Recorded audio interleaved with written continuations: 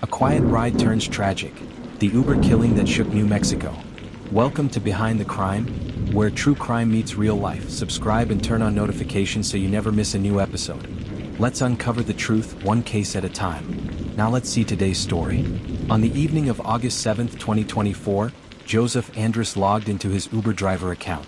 For the 30-year-old Albuquerque resident, it was routine, an extra way to provide for his family while he worked toward his dreams. He had just achieved a milestone, graduating from college, a goal that had long been on his horizon. To those who knew him, Joseph was a man of perseverance, a devoted son, a loyal friend, and someone who carried a deep love for his family. That night, he accepted a ride request that would tragically become his last. On the other end of the app was an 18-year-old named Sheliky Sanchez, a teen who, according to prosecutors, harbored violent impulses and an unthinkable plan. What began as a routine pickup turned into a chilling case that has since left a community shaken, a family grieving, and investigators searching for answers that may stretch far beyond that single ride. Joseph Andrus's life was built on quiet determination. Born and raised in New Mexico, he grew up in a family that emphasized resilience, hard work, and compassion. His mother remembers him as a boy with a big heart and an even bigger sense of responsibility. He carried those traits into adulthood, even when life threw obstacles in his path. Recently, he had accomplished something monumental. He graduated from college, a dream he had been working toward for years. It wasn't easy. Joseph had juggled work, studies, and family commitments, but he never wavered. His friends described him as someone who always found time to celebrate others' victories while humbly downplaying his own. To support himself, Joseph drove for Uber. It wasn't glamorous, but it was steady, and it gave him flexibility as he mapped out the next stage of his life. He enjoyed meeting strangers, swapping stories during rides, and earning just enough to keep moving toward his goals. To those who rode with him, he was unfailingly kind, someone who made you feel at ease even in silence. But on that August night, his path intersected with someone who saw him not as a person, but as an opportunity to let off steam. Sheliky Sanchez was just 18, but prosecutors say his actions revealed a disturbing inner life. When authorities questioned him after his arrest, he allegedly confessed that the decision to kill was deliberate. He needed to release anger, he told investigators, and chose to call an Uber with the intention of murdering the driver who arrived. According to the Bernalillo County District Attorney's office, Sanchez admitted he selected Joseph because he seemed like a good guy.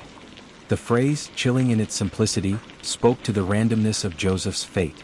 He wasn't targeted for money, revenge, or personal grievance.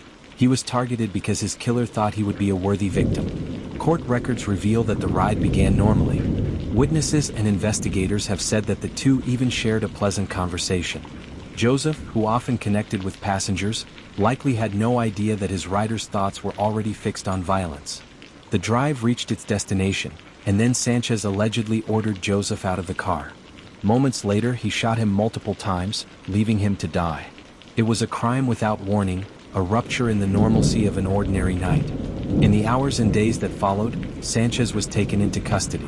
What he told investigators shocked even seasoned officers. Not only did he admit to Joseph's murder, but prosecutors say he also confessed to killing 3 other people. Murders he claimed took place when he was still a juvenile. At this stage, police have not filed charges connected to those other alleged crimes, but investigators are working to corroborate the statements. Whether they represent actual unsolved cases or were the exaggerations of a disturbed young man remains to be seen. Still, the confessions raised an unsettling possibility that Joseph's death was not an isolated act, but part of a pattern.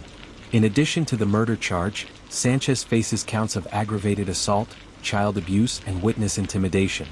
Earlier in the year, authorities say he pressed a gun to his little brother's forehead and later threatened the 7-year-old not to tell anyone. The incident painted a portrait of escalating violence, a trajectory that, if unchecked, might have led to further tragedy.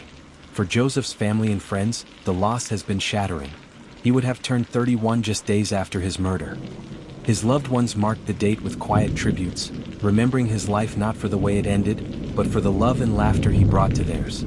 His friend Ollie Rogers shared stories of Joseph's humor, his loyalty, and the countless small moments that defined their friendship. "I talked about him to anyone who would listen," Rogers said. "I shared how loving he was, told silly stories of things we used to do." Another friend, Catherine Thompson, celebrated his birthday by watching his favorite movie with her family and children. even singing his favorite song during a spontaneous karaoke session. "He's severely missed and he's a huge part of my heart and life," she said. For his mother, the loss is immeasurable. She had watched her son persevere through challenges and beam with pride at his graduation. Now, instead of planning for his future, she finds herself grieving a life cut brutally short. When Sanchez appeared in court for his pretrial detention hearing, the weight of the case was evident. Prosecutors argued he posed a grave danger to the community, pointing to his confession of multiple killings and his violent history at home. A judge agreed, ordering him to remain in custody. His defense attorney, however, cast doubt on the confessions, suggesting that Sanchez may have been grandstanding. According to her, he might have been taking responsibility for crimes he didn't commit, perhaps as a twisted bid for notoriety. Whether his claims about other murders prove true or false, they complicate an already harrowing case. Sanchez now faces charges of first-degree murder, armed robbery, and tampering with evidence, in addition to those stemming from the earlier incident with his younger brother. If convicted, he could spend the rest of his life in prison. News of Joseph's death rippled through Albuquerque. For rideshare drivers, it was a sobering reminder of the dangers they face while simply trying to earn a living. For families, it was a chilling example of how random violence can intrude into the most ordinary of routines. Vigils were held, candles lit in Joseph's honor, and fundraisers organized to support his grieving family. Strangers who had never met him felt compelled to reach out, offering condolences and solidarity. His story resonated far beyond New Mexico, capturing national attention as another instance of senseless violence claiming an innocent life. For many, the case also raised urgent questions. How do communities protect against individuals capable of such sudden brutality? How do families and authorities recognize warning signs before tragedy occurs? And what justice can ever truly mean for those left behind? As the case moves forward, the search for answers continues. Investigators are digging into Sanchez's past, trying to verify his claims of other murders. Prosecutors are building their case for Joseph's killing, determined to hold someone accountable for the life that was stolen. And a family is learning to navigate a world without their beloved son, friend, and brother. Joseph Andrus's life was defined by resilience, love, and the pursuit of better days. His death, by contrast, was marked by randomness and cruelty. But those who knew him insist his legacy will not be that of his final moments, but of the joy, laughter, and quiet strength he brought into their lives. In the end, the story of Joseph and Sheliky is one of contrast, a man striving toward his future and a young suspect consumed by violence. Their paths intersected in a single Uber ride, and the aftermath has left ripples that will be felt for years to come. Please don't forget to like and subscribe to my channel.